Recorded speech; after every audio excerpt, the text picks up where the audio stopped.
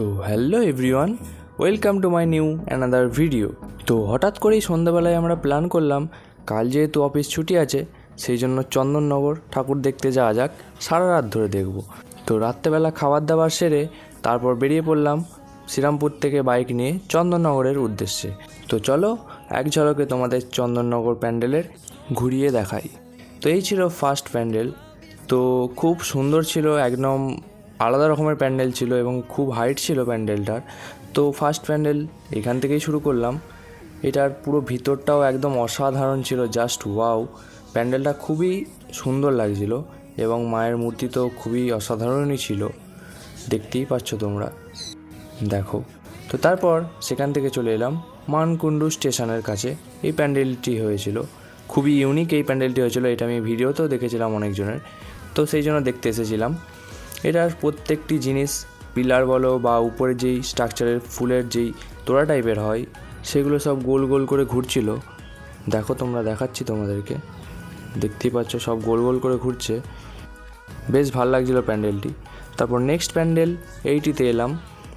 এইটি করেছিল চায়ের কাপ দিয়ে, সামনাসামনি দেখলে বোঝা যাচ্ছে, দূর থেকে দেখলে তোমরা বুঝতে পারবে না।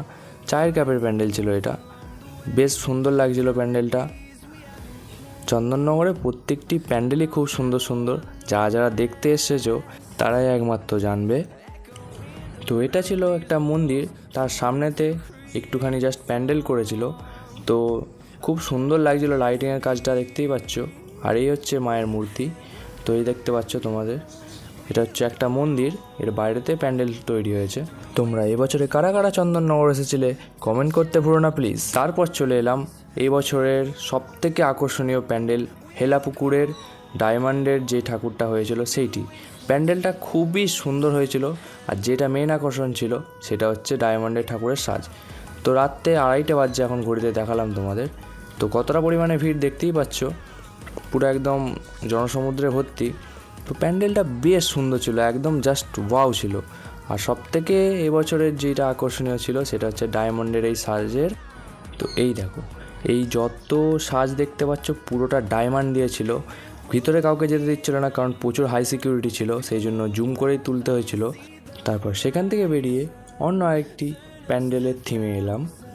তো আরও কয়েকটি প্যান্ডেল আমরা কভার করেছিলাম, কিন্তু এই ভিডিওতে দেখাতে পাচ্ছি না, কারণ ভিডিওটা অনেকটা লং হয়ে গেছে বলে। তো আজকের ভিডিওটা এই পর্যন্তই থাক।